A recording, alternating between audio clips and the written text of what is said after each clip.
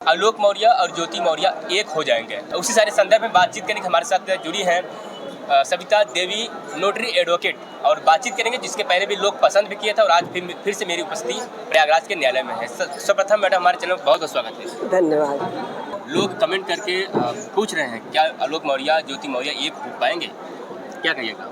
ऐसा है, देखिए हमारी समझ से तो एक हो जाना चाहिए। अच्छा। लेकिन वही रहीम दास ने जो कहा है जी कि रहीमन धागा प्रेम का मत तोड़ो चटकाए, जोड़े से फिर ना जुड़े गांठ पड़ जाए। जुड़ तो जाएंगे दोनों, हाँ। लेकिन दोनों के मन में गांठ जरूर पड़ी रहेगी कुछ ना कुछ। लेकिन फिर भी इन सब का ध्यान न देते हुए, अपने बच्चों का ध्यान देते हुए दोनों को एक हो जाना चाहिए, हमारा यही मानना है। क्योंकि समाज में बहुत सारी विकृतियाँ हैं, बहुत सारे तरह तरह के लोग बात करते हैं कि भाई बच्चे आगे जब बड़े होंगे, शादी ब्याह होगा या पढ़ेंगे लिखेंगे तो लोग कुछ बात ना उछालने पाएँ। दोनों माँ बाप जब एक हो जाएंगे, बच्चे भी एक साथ रहने लगेंगे तो हो सकता है स्थिति सुधर जाए। इसलिए सामाजिक दृष्टि से तो यही कहा जा सकता है, सामाजिक दृष्टिकोण से, कि दोनों को एक हो जाना चाहिए और अलग अलग नहीं रहना चाहिए। आलोक और ज्योति जो मामला है ये एक सामाजिक दृष्टिकोण से हो गया है, यानी समाज के जो लोग हैं, जो लोग वीडियो देखते हैं, उन सबका कहना है कि सीएम साहिबा और आलोक मौर्य जो एक हो जाएं, उनका भी परवरिश साथ साथ उनका भी भविष्य और साथ साथ जो बच्चे का जो परवरिश है उसमें जो है कि काफ़ी बड़ा फायदा होगा। क्योंकि बच्चे हैं अभी तो उनका परवरिश, उनका पढ़ाई लिखाई बाकी रह गया है, तमाम चीज़ें होगा जो सामाजिक दृष्टिकोण से लोग कह रहे हैं। तो आपका भी मानना है कि दोनों एक हो जाएंगे, अच्छी बात है? देखिए ऐसा है कि गृहस्थ आश्रम रूपी रथ के दो पहिया होते हैं। हाँ। और यही पति पत्नी दो पहिया हैं। हाँ। अगर यही दोनों पहिया में से एक खराब हो जाता है तो गृहस्थ आश्रम रूपी रथ ठीक से चल नहीं पाता है। हाँ। तो हमारा यही मानना है कि अगर किसी कारणवश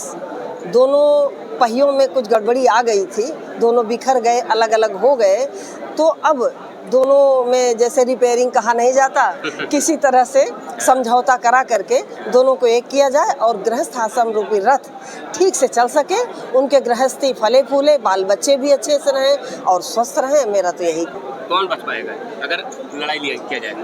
लड़ाई किया जाए तो आलोक जी तो बच जाएंगे। अच्छा। लेकिन ज्योति जी बचने का कोई वो नहीं है, क्योंकि इतनी बातें समाज में उठ गई हैं और पूरी इंडिया जान गया है कि ज्योति मौर्य गलत हैं। और क्योंकि आलोक ने बहुत सारे बातें बताई अपने गृहस्थी के बारे में, बच्चों के बारे में, उनको घूस लेते हुए या कुछ भी, जो भी सारी बातें बताई, तो कानूनी तौर पर गलत तो है ही। इसलिए बचने का मौका आलोक जी के पास है, लेकिन ज्योति मौर्य के पास अगर नहीं मिलते दोनों एक तो बड़ा गड़बड़ है। मिल ही जाएं तो ज़्यादा बेटर है। आप ये कहें मिल जाएं, अगर मिल भी जाएंगे तो जो एलिगेशन लगा दिया गया है आलोक द्वारा, कि जो आलोक द्वारा एलिगेशन लगा दिया गया है कि नहीं, जो ज्योति मौर्य अवैध पैसा वसूली करती हैं, तमाम प्रकार जो अवैध वसूली करना और रिश्वत लेना, ये सारी चीज़ें तो खारिज नहीं की, क्योंकि जो है कि अभी तो एलिगेशन लगा दिया गया है। क्या लगता है इनको एक होने से ये एलिगेशन बच पाएगा जो आरोप लगाएंगे? नहीं, देखिए ये तो ये अदालत जब साक्ष्य पाएगी तभी तो उन पर आरोप सिद्ध कर सकेगी। जब साक्ष्य ही नहीं मिलेगा तो आरोप कैसे सिद्ध होगा? साक्ष्य दे दिए, एविडेंस दे दिए, हाँ, और फिर एक चाहेंगे तो कैसे करेंगे? देखिए एक होने की बात अलग है और ये जो आरोप सिद्ध होने वाली बात है, ये तो अदालत से होगा। आरोप सिद्ध होने के बाद इनको सस्पेंड किया जाएगा या बर्खास्त कर दिया जाएगा नौकरी से। दोनों एक हो जाएंगे, दोनों एक हो सकते हैं, क्योंकि दोनों को चाहत है कि हमारे बच्चे अच्छी तरह से रहें। अब इनका एक मामला वही फंसेगा जो आरोप वाला है। आरोप अगर साक्ष्य पा जाए, अदालत अगर साक्ष्य पा जाएगी, तब जो निराकरण अदालत करेगी वो बाद में देखा जाएगा। मनीष दुबे सही है कि ज्योति मौर्य? मनीष दुबे सही है, यहाँ तो दोनों गलत है। दोनों गलत है। इसलिए मनीष दुबे के पास भी बाल बच्चे हैं, बीबी हैं, और ज्योति मौर्य के पास भी पति और बच्चे हैं। तो कायदे से तो ये कदम ही नहीं उठाना चाहिए दोनों को नहीं उठाना चाहिए, क्योंकि दोनों का अपना अपना परिवार है, दोनों को अपना अपना परिवार देखना चाहिए। और फिर इतने बड़े हैं, कोई अवयस्क नहीं है, वयस्क हैं। इनको फ्यूचर देखते हुए ये कदम नहीं उठाना चाहिए था। कुछ लोग कह रहे हैं कि ज्योति मौर्य ने ये कदम उठाई तो लोग आवाज़ उठा रहे हैं। ऐसे तमाम पुरुष हैं जो अधिकारी बन जाते हैं, अधिकारी बनने के बाद तमाम लोग अफेयर में रहते हैं, उनको तो कोई नहीं कहता। देखिए जब तक सामने कोई चीज़ नहीं आ जाती है तब तक कैसे बात कही जा सकती है। इसलिए पुरुष छिपते रहते और हैं। आप- जब तक वो महिला उन जिनके साथ रह रहे हैं या उनकी पत्नी जिनको जो पीड़ित है वो नहीं आ जाती सामने, तब तक लोग कैसे जानेंगे, ये बताइए। सच है, वही कहती हूँ। अब लोगों को, कुछ लोगों को खराब भी लग रहा होगा, कुछ लोगों को अच्छा भी लग रहा होगा, तो मैं जो सच है वही बोलूँगी। और मनीष दुबे के ऊपर जिस प्रकार से एलिगेशन लगाया गया था, वो उसके पहले भी महिलाओं को शोषण, यानी जो महिला कांस्टेबल थी शोषण, और होमगार्ड महिला के साथ शोषण भी साथ हुआ था, ऐसा तमाम आरोप लगे हुए थे। अभी तक कार्रवाई नहीं हुआ, क्या कहिएगा?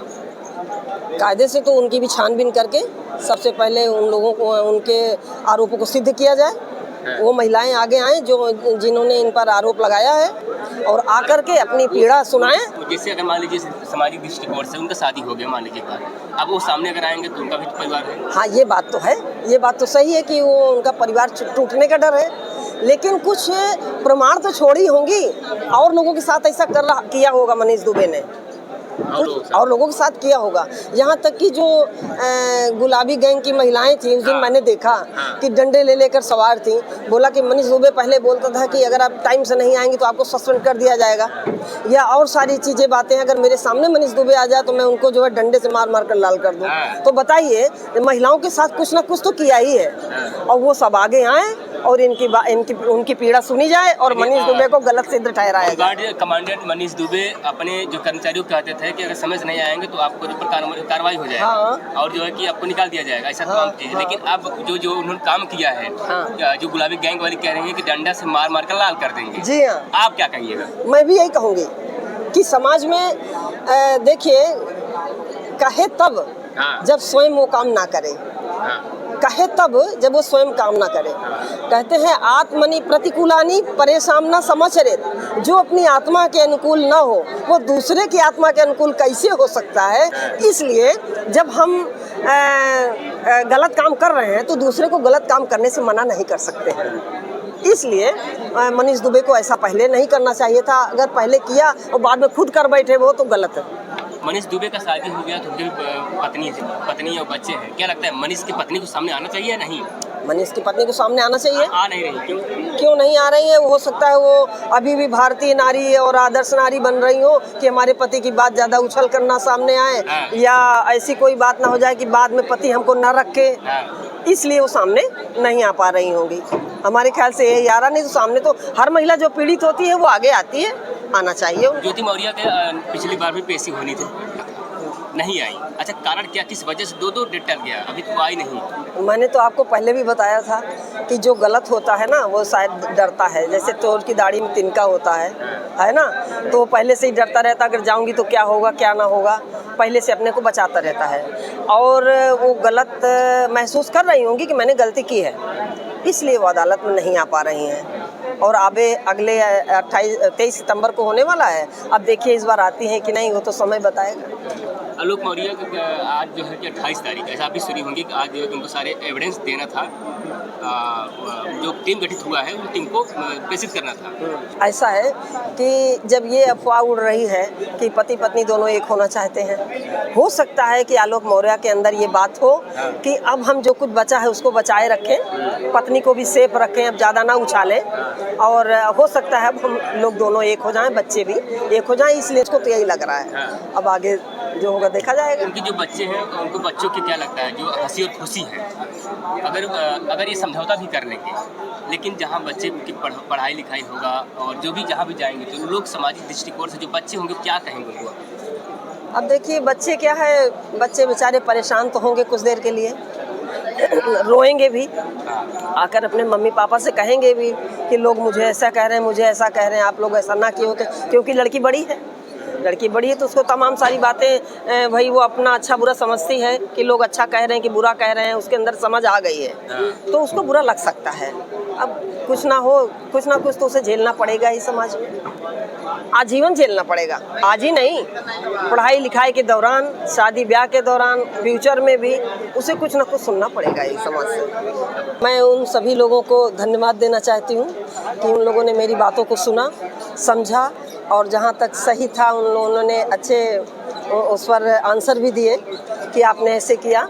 और बस यही है कि अब जो मैं कह रही हूँ उसे और आगे सुने, हाँ। समझे, हाँ। और फिर उसके बाद बताएंगे कमेंट करके कैसा है।